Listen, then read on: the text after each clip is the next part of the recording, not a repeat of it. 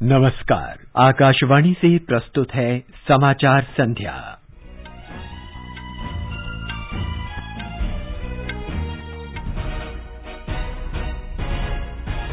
प्रधानमंत्री नरेंद्र मोदी कल प्रधानमंत्री डिजिटल स्वास्थ्य मिशन का शुभारंभ करेंगे। प्रधानमंत्री ने चक्रवात गुलाब की स्थिति पर आंध्र प्रदेश और ओडिशा के मुख्यमंत्रियों से बात की और हर संभव सहायता का आश्वासन दिया। प्रधानमंत्री श्री मोदी ने लोगों से वर्ष में कम से कम एक बार नदी उत्सव मनाने का आह्वान किया। अपने मन की बात कार्यक्रम में उन्होंने कहा, आर्थिक पारदर्शिता ने गरीबों के अधिकार सुनिश्चित किए हैं और उनका जीवन सुगम बनाया है। श्री मोदी ने गांधी जयंती पूरे उत्साह के साथ मनाने के लिए खादी उत्पाद खरीदने का आग्रह किया। आगामी त्योहारों के दौरान कोविड अनुकूल व्यवहार जारी रखने का आह्वान किया। वित्त मंत्री निर्मला सीतारामन ने कहा, भारत ने वर्ष 2030 तक 2000 अरब डॉलर के निर्यात का लक्ष्य रखा है। इस लक्ष्य को हासिल करने में बैंकों को महत्वपूर्ण भूमिका निभानी होगी। केंद्रीय गृह मंत्री अमित शाह ने कहा, वामपंथी उग्रवाद की घटनाओं में 23% तक की कमी आई है। नई दिल्ली में वामपंथी उग्रवाद की समीक्षा बैठक की अध्यक्षता की। उत्तर प्रदेश के मुख्यमंत्री योगी आदित्यनाथ ने अपने मंत्रिपरिषद का विस्तार किया। पंजाब में मुख्यमंत्री के मंत्रिमंडल में 15 नए मंत्रियों को शपथ दिलाई गई। केंद्रीय मंत्री अनुराग ठाकुर ने 1 अक्टूबर से महीने भर का राष्ट्रव्यापी स्वच्छ भारत अभियान शुरू करने की घोषणा की। जर्मनी में नए चांसलर के चुनाव के लिए मतदान जारी और आईपीएल क्रिकेट में अबुधाबी में चेन्नई सुपर किंग्स ने कोलकाता नाइट राइडर्स को 2 विकेट से हराया। दुबई में रॉयल चैलेंजर्स बेंगलोर और मुंबई इंडियंस के बीच मुकाबला जारी। समाचार संध्या में देवेंद्र त्रिपाठी के साथ मैं नवीन सक्सेना। देशभर में 18 वर्ष से अधिक आयु वर्ग के लिए सरकारी केंद्रों में निःशुल्क कोविड टीकाकरण अभियान जारी है। युवाओं से आग्रह है कि टीका जरूर लगवाएं और अन्य लोगों को भी इसके लिए प्रोत्साहित करें। जब तक आवश्यक न हो, घर से बाहर न निकलें और सुरक्षा के 3 सरल उपायों का पालन करें। मास्क लगाएं, 2 गज की सुरक्षित दूरी बनाए रखें, हाथ और चेहरा साफ रखें। कोविड संबंधी जानकारी और मार्गदर्शन के लिए राष्ट्रीय हेल्पलाइन नंबर 01123978046 और 1075 पर संपर्क करें। और अब समाचार विस्तार से।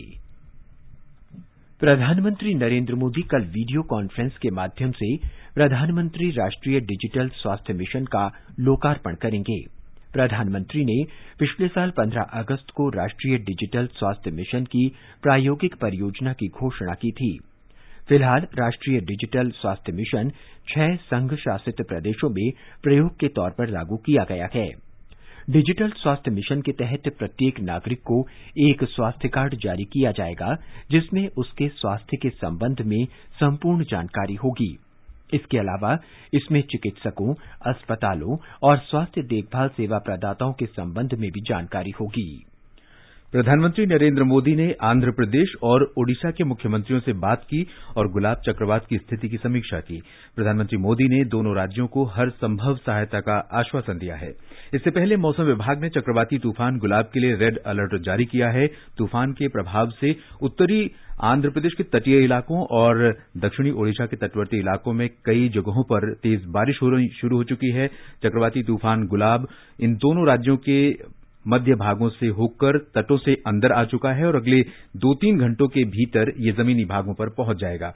इन दोनों राज्यों के अलावा तेलंगाना, छत्तीसगढ़ और ओडिशा के उत्तरी इलाकों में भी कई स्थानों पर भारी वर्षा हो सकती है। मछुआरों को सलाह दी गई है कि वे कल तक समुद्र में न जाएं।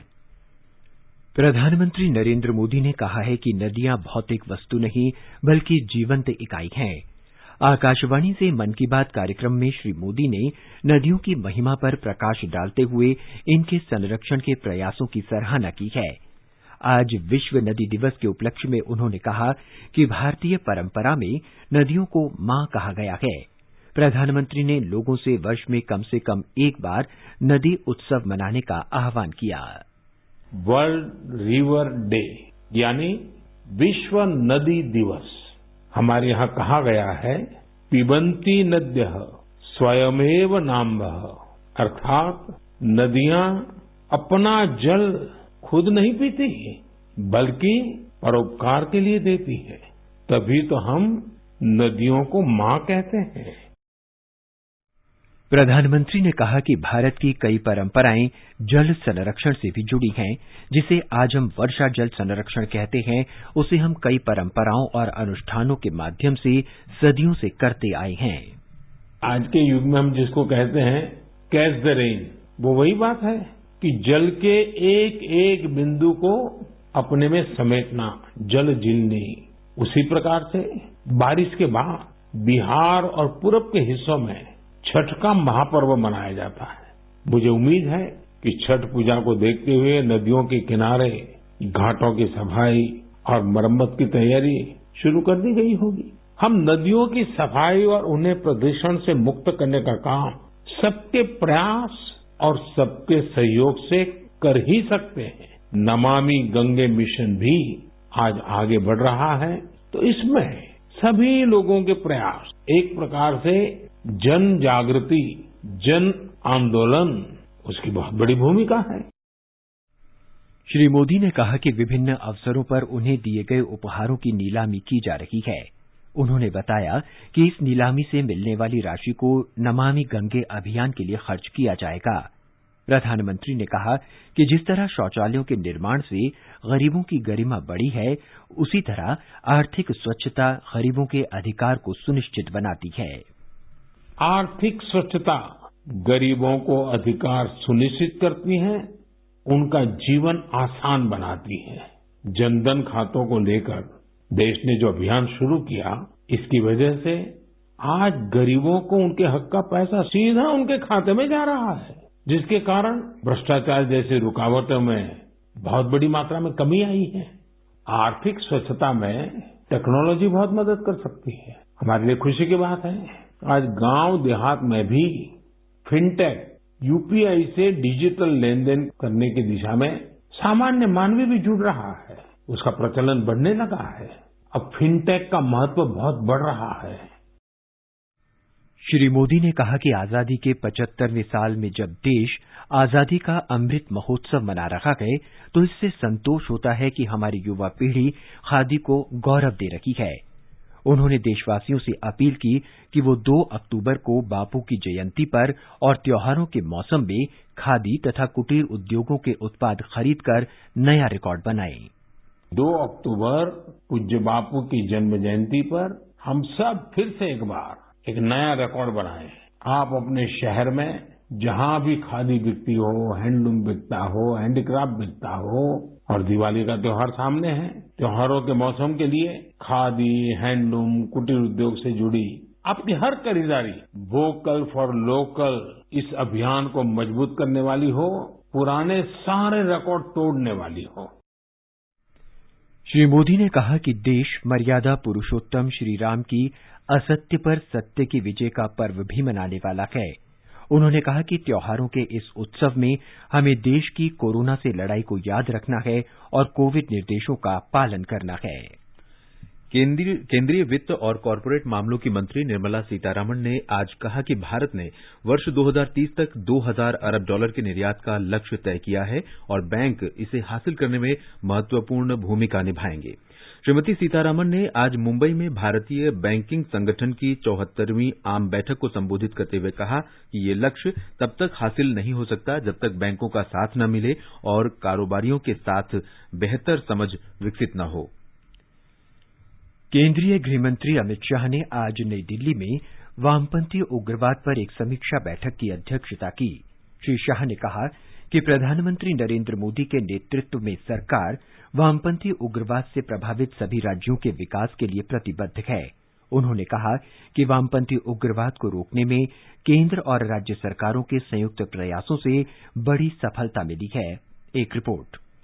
समीक्षा बैठक में केंद्रीय गृह मंत्री अमित शाह ने कहा कि वामपंथी उग्रवाद संबंधी घटनाओं में 23% तक की कमी आई है और इन घटनाओं में मारे गए लोगों की संख्या में 21% की गिरावट दर्ज की गई है। श्री शाह ने कहा कि दशकों के संघर्ष के बाद हम इस स्तर पर पहुंचे हैं। उन्होंने कहा कि जो लोग हथियार छोड़कर मुख्यधारा में शामिल होना चाहते हैं, उनका हार्दिक स्वागत है, लेकिन जो हथियार उठाते हैं और निर्दोष लोगों तथा पुलिस को निशाना बनाते हैं, उन्हें उन्हीं की भाषा में जवाब दिया जाएगा। श्री शाह ने कहा कि असंतोष का मुख्य कारण विकास का नहीं होना है। आजादी के बाद पिछले 6 दशक में इन क्षेत्रों में विकास नहीं हो पाया है, लेकिन अब इन क्षेत्रों में विकास हो रहा है। श्री शाह ने कहा कि हाल के दिनों में कई कट्टरवादी गुटों, विशेषकर पूर्वोत्तर के गुटों से समर्पण कराने में सफलता मिली है। इनके लगभग 16,000 कार्यकर्ता समाज के मुख्य धारा से जुड़ चुके हैं। बैठक में कई केंद्रीय मंत्रियों के अलावा बिहार, ओडिशा, महाराष्ट्र, तेलंगाना, मध्य प्रदेश और झारखंड के मुख्यमंत्री मौजूद थे। समाचार कक्ष से शिव प्रकाश मिश्र। राष्ट्रव्यापी टीकाकरण अभियान के तहत देश भर में 85 करोड़ 60 लाख से अधिक कोविड रोधी टीके लगाए जा चुके हैं। स्वास्थ्य मंत्रालय ने बताया कि कोविड से स्वस्थ होने की वर्तमान दर 97.77% है। भारत जल्द ही 100 करोड़ कोविड टीके लगाने की उपलब्धि हासिल कर लेगा। माईगॉव इंडिया ने एक ट्वीट में कहा है कि 100 करोड़ टीका लगाने की उपलब्धि का उत्सव मनाने के लिए आम जनता से प्रतीक चिन्ह का डिजाइन आमंत्रित किया जाता है। ट्वीट में कहा गया है कि इस प्रतीक चिन्ह में भारत की 100 करोड़ टीका लगाने की उपलब्धि की झलक दिखनी चाहिए। इसके लिए प्रविष्टि 10 अक्टूबर तक भेजी जा सकती है। विजेता को 25,000 रुपए का नकद पुरस्कार दिया जाएगा। आकाशवाणी के समाचार सेवा प्रभाग से लाइव फोन इन कार्यक्रम के अंतर्गत कोरोना जागरूकता श्रृंखला में आज हमारे साथ नई दिल्ली के राम मनोहर लोहिया अस्पताल के डॉक्टर A.K. वार्ष्णेय होंगे, जो कोरोना से संबंधित प्रश्नों का उत्तर देंगे। श्रोता हमारे विशेषज्ञ से टोल फ्री नंबर 1880-115767 और टेलीफोन नंबर 01123314444 पर अपने प्रश्न पूछ सकते हैं। श्रोता Twitter handle @AIR News Alerts व #Ask पर भी अपने प्रश्न पोस्ट कर सकते हैं। ये कार्यक्रम आज रात 9:30 बजे से FM गोल्ड चैनल और अतिरिक्त मीटरों पर सुना जा सकता है। ये कार्यक्रम हमारी वेबसाइट newsonair.nic.in और YouTube channel news on AIR official पर भी उपलब्ध होगा। ये समाचार हमारी वेबसाइट newsonair.com/hindi और हमारे mobile app news on AIR पर भी उपलब्ध हैं। चलो मिलकर एक शुरुआत करें, चलो एक फैसला आज करें, मास्क नहीं तो टोकेंगे, कोरोना को रोकेंगे, चलो एक इरादा करते हैं, चलो कुछ वादा करते हैं, मास्क नहीं तो टोकेंगे, कोरोना को रोकेंगे। समाचार संध्या में आपका फिर स्वागत है। आगे बढ़ने से पहले मुख्य समाचारों पर एक नजर। प्रधानमंत्री नरेंद्र मोदी कल प्रधानमंत्री डिजिटल स्वास्थ्य मिशन का शुभारंभ करेंगे। प्रधानमंत्री ने चक्रवात गुलाब की स्थिति पर आंध्र प्रदेश और ओडिशा के मुख्यमंत्रियों से बात की और हर संभव सहायता का आश्वासन दिया। प्रधानमंत्री श्री मोदी ने लोगों से वर्ष में कम से कम एक बार नदी उत्सव मनाने का आह्वान किया। अपने मन की बात कार्यक्रम में उन्होंने कहा, आर्थिक पारदर्शिता ने गरीबों के अधिकार सुनिश्चित किए हैं और उनका जीवन सुगम बनाया है। श्री मोदी ने गांधी जयंती पूरे उत्साह के साथ मनाने के लिए खादी उत्पाद खरीदने का आग्रह किया। आगामी त्योहारों के दौरान कोविड अनुकूल व्यवहार जारी रखने का आह्वान किया। वित्तमंत्री निर्मला सीतारमण ने कहा, भारत ने वर्ष 2030 तक 2000 अरब डॉलर के निर्यात का लक्ष्य रखा है। इस लक्ष्य को हासिल करने में बैंकों को महत्वपूर्ण भूमिका निभानी होगी। केंद्रीय गृहमंत्री अमित शाह ने कहा, वामपंथी उग्रवाद की घटनाओं में 23% तक की कमी आई है। नई दिल्ली में वामपंथी उग्रवाद की समीक्षा बैठक की अध्यक्षता की। उत्तर प्रदेश के मुख्यमंत्री योगी आदित्यनाथ ने अपने मंत्रिपरिषद का विस्तार किया। पंजाब में मुख्यमंत्री के नए मंत्रिमंडल में 15 मंत्रियों को शपथ दिलाई गई। केंद्रीय मंत्री अनुराग ठाकुर ने 1 अक्टूबर से महीने भर का राष्ट्रव्यापी स्वच्छ भारत अभियान शुरू करने की घोषणा की। जर्मनी में नए चांसलर के चुनाव के लिए मतदान जारी और आईपीएल क्रिकेट में आबू धाबी में चेन्नई सुपर किंग्स ने कोलकाता नाइट राइडर्स को 2 विकेट से हराया। दुबई में रॉयल चैलेंजर्स बैंगलोर और मुंबई इंडियंस के बीच मुकाबला जारी। उत्तर प्रदेश में मुख्यमंत्री योगी आदित्यनाथ के नेतृत्व वाली मंत्रिपरिषद का आज विस्तार किया गया। श्री जितिन प्रसाद सहित 7 नए चेहरे मंत्रिपरिषद में शामिल किए गए। राज्यपाल आनंदीबेन पटेल ने लखनऊ में राजभवन में शाम को नए मंत्रियों को पद और गोपनीयता की शपथ दिलाई। इस अवसर पर मुख्यमंत्री और मंत्रिमंडल के अन्य सदस्य भी मौजूद थे। हमारे लखनऊ संवाददाता ने बताया कि राज्य के विधानसभा चुनावों से पहले इस मंत्रिपरिषद का विस्तार महत्वपूर्ण माना जा रहा है।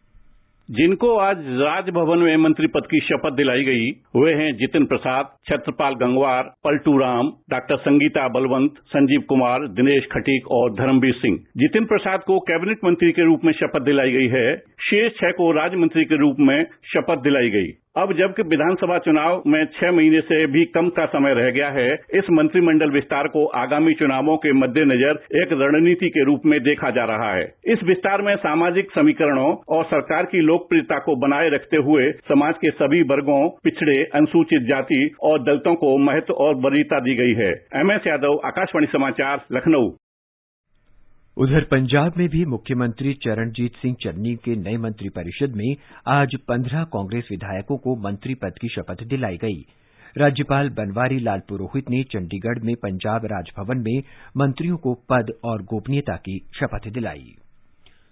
सरकार इस वर्ष 1 अक्टूबर से 31 अक्टूबर के बीच मुख्य रूप से सिंगल यूज प्लास्टिक कचरे को साफ करने के लिए महीने भर का राष्ट्रव्यापी स्वच्छ भारत अभियान शुरू करेगी। युवा मामले और खेल मंत्री अनुराग ठाकुर ने कहा है कि प्लास्टिक मुक्त भारत गांधी जी के सपनों का भारत और प्रधानमंत्री नरेंद्र मोदी की परिकल्पना के अनुरूप स्वच्छता को सर्वोच्च प्राथमिकता देने का हमारा संकल्प है। आजादी के अमृतोत्सव वर्ष में संपूर्ण देश उन महान सपूतों को याद कर रहा है जिनके त्याग एवं बलिदान से देश को आजादी मिली। कि आजादी के 75 वर्ष में हम सब मिलकर एवं आपसी सहयोग से देश को प्लास्टिक कूड़े से आजादी नहीं दिला सकते। अब समय आ गया है गांधी जी के सपनों का भारत तथा यशस्वी प्रधानमंत्री नरेंद्र मोदी जी का संकल्प जिसमें स्वच्छता एवं सफाई को सर्वोपरि रखा गया, उसे हम यथार्थ में परिवर्तित करें। आइए आपसी सहयोग से एवं संकल्प से सिद्धि के मूल मंत्र के द्वारा 1 अक्टूबर से 31 अक्टूबर तक चलने वाले स्वच्छता भारत स्वच्छ भारत कार्यक्रम को सफल बनाए। जम्मू कश्मीर में सूचना और प्रसारण मंत्री अनुराग सिंह ठाकुर ने आज जोजिला और जेड मोड परियोजनाओं का निरीक्षण किया। इस अवसर पर श्री ठाकुर ने कार्य की प्रगति पर संतोष व्यक्त करते हुए कहा कि जोजिला सुरंग की राष्ट्रीय सुरक्षा और केंद्र शासित प्रदेश जम्मू कश्मीर तथा लद्दाख के विकास और पर्यटन में महत्वपूर्ण भूमिका रहेगी। श्रीनगर से कारगिल और लेह को जोड़ने के लिए जोजिला टनल का बहुत महत्व है। राष्ट्र हित में, राष्ट्र सुरक्षा के लिए और 12 महीने इस क्षेत्र को जोड़ने के लिए बहुत महत्वपूर्ण भूमिका निभाएगा। 4500 करोड़ रुपए की लगभग इसके ऊपर लागत आएगी। 13.5 किलोमीटर लगभग ये लंबी सुरंग होगी और मुझे प्रसन्नता है इस पर काम तेजी से चल रहा है। और जैसे आज भी एक और ब्लास्ट किया गया इसके निर्माण के लिए, ये प्रयास किए जा रहे हैं कि जल्द से जल्द इसको पूरा किया जाए सारा साल, ताकि यहाँ से टूरिस्ट भी जा सके, सेना की मूवमेंट भी हो।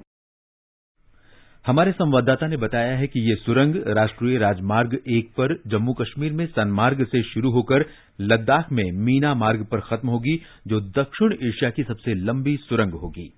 केंद्रीय युवा मामले और खेल मंत्री अनुराग सिंह ठाकुर ने आज श्रीनगर ले राष्ट्रीय राजमार्ग पर 13.5 किलोमीटर लंबी जोजिला सुरंग और 6.5 किलोमीटर लंबी जेड मोड सुरंग का दौरा किया। जोजिला सुरंग में उन्होंने इसके निर्माण कार्य के संबंध में दूसरा विस्फोट किया और कहा कि ये सुरंग हर मौसम में संपर्क सुनिश्चित करने के अलावा लद्दाख और जम्मू कश्मीर केंद्र शासित प्रदेशों के पर्यटन क्षेत्र को बढ़ावा देने में काफी फायदेमंद साबित होगी। बाद में उन्होंने कंगन क्षेत्र के किचपोरा में खेल के मैदान के विकास की आधारशिला भी रखी और प्रधानमंत्री ग्राम सड़क योजना के तहत निर्मित बोनीबाग कंगन सड़क का उद्घाटन किया। आकाशवाणी समाचार के लिए श्रीनगर से मैं सुनील कौल।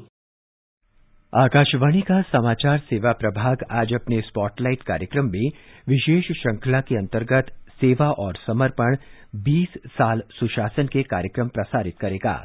आज का विषय है अष्टलक्षणी के रूप में पूर्वोत्तर। ये पूर्वोत्तर क्षेत्र के विकास के प्रति प्रधानमंत्री नरेंद्र मोदी के संकल्प और समर्पण को दर्शाता है। ये विशेष कार्यक्रम आज रात 9:15 बजे से FM गोल्ड चैनल और अतिरिक्त मीटरों पर सुना जा सकता है। जर्मनी में नए चांसलर के लिए नागरिकों ने आज मतदान किया। इसका परिणाम अगले कुछ दिनों में आएगा। लगभग 16 वर्ष तक शीर्ष पद पर रहने के बाद 67 वर्षीय चांसलर एंजेला मर्केल के उत्तराधिकारी के लिए ये चुनाव हो रहा है। शनिवार को जारी चुनाव पूर्व अनुमानों में कहा गया है कि मुकाबला बहुत नजदीक का है। आकाशवाणी समाचार की विशेष प्रस्तुति धरोहर में स्वतंत्रता आंदोलन के उन भाषणों, नारों और कविताओं से नई पीढ़ी को परिचित कराया जाता है जिन्होंने आजादी के दीवानों में उत्साह का संचार किया था। धरोहर प्रत्येक सोमवार शाम 4:45 बजे परिक्रमा कार्यक्रम में प्रसारित किया जाता है।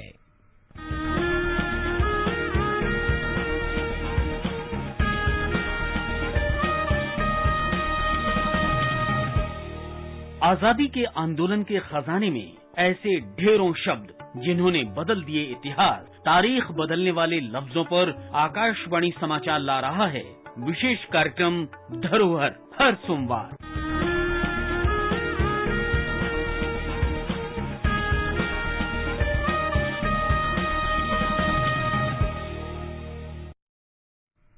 आजादी का अमृत महोत्सव के अंतर्गत आइए अब सुनते हैं आकाशवाणी की विशेष प्रस्तुति आजादी का सफर। आजादी का अमृत महोत्सव।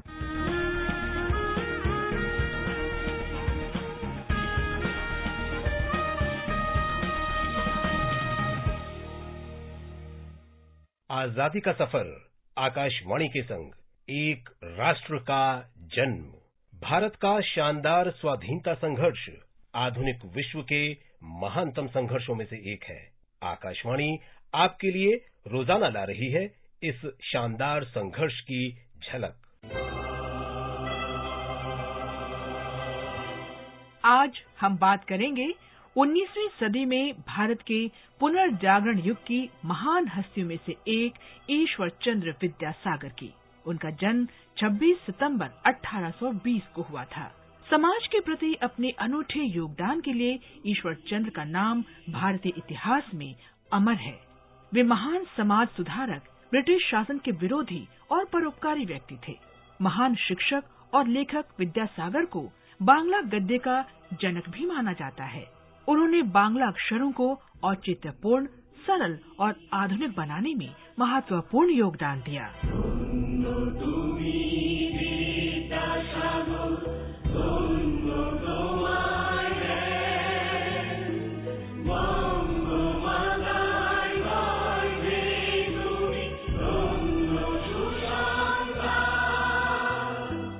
ईश्वर चंद्र का जन्म बीर सिंह गांव में हुआ था, जो अब मेदिनीपुर जिले में है। विद्यासागर बचपन से ही बहुत होनहार थे। उनकी पारिवारिक स्थिति ठीक नहीं थी, लेकिन इन हालात में भी विद्यासागर ने हार नहीं मानी और स्ट्रीट लाइट में ही पढ़ाई की। पढ़ाई में वे बेहद तेज थे। उन्होंने सभी परीक्षाएं बहुत अच्छे अंकों से उत्तीर्ण की। 1839 में ईश्वर चंद्र विद्यासागर ने कानून की परीक्षा संस्कृत के माध्यम से उत्तीर्ण की और कोलकाता के फोर्ट विलियम कॉलेज में संस्कृत के विभागाध्यक्ष बन गए। बाद में वे उसी कॉलेज में प्राचार्य भी रहे। उन्होंने संस्कृत और दर्शन शास्त्र के स्नातक विद्यार्थियों को इतनी उत्कृष्ट शिक्षा दी कि कॉलेज ने ईश्वर चंद्र को विद्यासागर की उपाधि प्रदान की।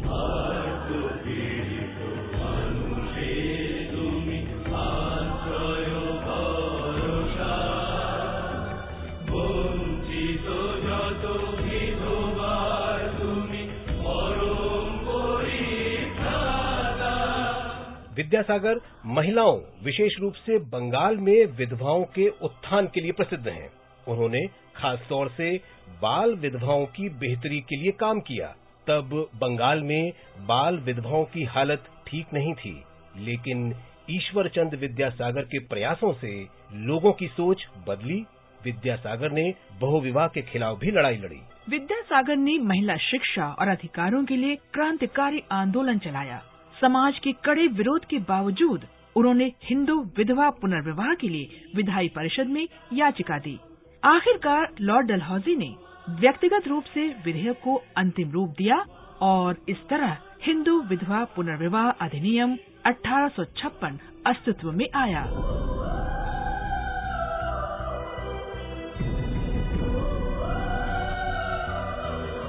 ईश्वर चंद्र को 1855 में स्कूलों का विशेष निरीक्षक बनाया गया। उन्होंने लगभग पूरे बंगाल की यात्रा की और स्कूलों का निरीक्षण किया। इस दौरान विद्यासागर ने देखा कि लोग कितनी दयनीय स्थिति में जीने को मजबूर हैं। शिक्षा के अभाव के कारण हर तरफ अंधविश्वास का बोलबाला था। विद्यासागर ने शिक्षा का प्रकाश फैलाने के लिए पूरे बंगाल में स्कूलों की स्थापना की। 2 महीने में ही उन्होंने 20 स्कूल बना दिए। स्त्री पुरुष समानता को प्रोत्साहन देने के लिए ईश्वर चंद्र ने 30 स्कूल तो केवल कन्याओं के लिए बनाए। अविद्याते विद्या दिले अशिक्षाते शिक्षा তোমার কাছে সবাই নিলাম জীবন গড়ার দীক্ষা বিদ্যার সাগর তুমি কান্নারি ঈশ্বর। 1873 में वे कर्मातार बस्ती पहुँचे, जो अब झारखंड के जामताड़ा जिले में है। यहाँ वो 18 साल से ज्यादा समय तक रहे। अपने अहाते में उन्होंने बालिकाओं के लिए स्कूल और प्रौढ़ शिक्षा के लिए रात्रि पाठशाला खोली। अपने उस घर को विद्यासागर नंदन कानन कहते थे। वहाँ उन्होंने जनजातीय लोगों के इलाज के लिए निःशुल्क होम्योपैथी क्लिनिक भी खोला। नंदन कानन बाद में बिक गया। जैसे ही लोगों को ये पता चला, वे उसे बचाने के लिए निकल पड़े। 1974 में बिहार के बंगाली एसोसिएशन ने घर घर जाकर 1-1 रुपए का चंदा लिया और उससे जुटी रकम से नंदन कानन को वापस खरीदा। इसके बाद यहाँ फिर से लड़कियों का स्कूल शुरू किया गया और उसका नाम विद्यासागर स्कूल रखा गया। वहाँ अब भी होम्योपैथी क्लिनिक चल रहा है, जिसके जरिए स्थानीय लोगों की सेवा की जा रही है। विद्यासागर के घर को वैसे ही तैयार किया गया है जैसा उनके समय था। झारखंड सरकार ने महान समाज सुधारक की जयंती के अवसर पर 26 सितंबर 2019 को कर्मातार ब्लॉक का नाम ईश्वर चंद्र विद्यासागर ब्लॉक कर दिया। भारतीय डाक विभाग उन पर 2 बार 1970 और 1998 में डाक टिकट भी जारी कर चुका है। 29 जुलाई 1891 को महान समाज सुधारक ईश्वर चंद्र विद्यासागर का कोलकाता में निधन हो गया। महान बांग्ला कवि माइकल मधुसूदन दत्त के शब्दों में, विद्यासागर में प्राचीन काल की प्रतिभा और बुद्धि है, अंग्रेजों जैसी ऊर्जा है और बंगाली माता का हृदय है। ईश्वर चंद्र विद्यासागर जैसी महान हस्ती को नमन। आजादी का सफर आकाशवाणी के संग आज बस इतना ही। कल फिर मिलेंगे नई कड़ी के साथ।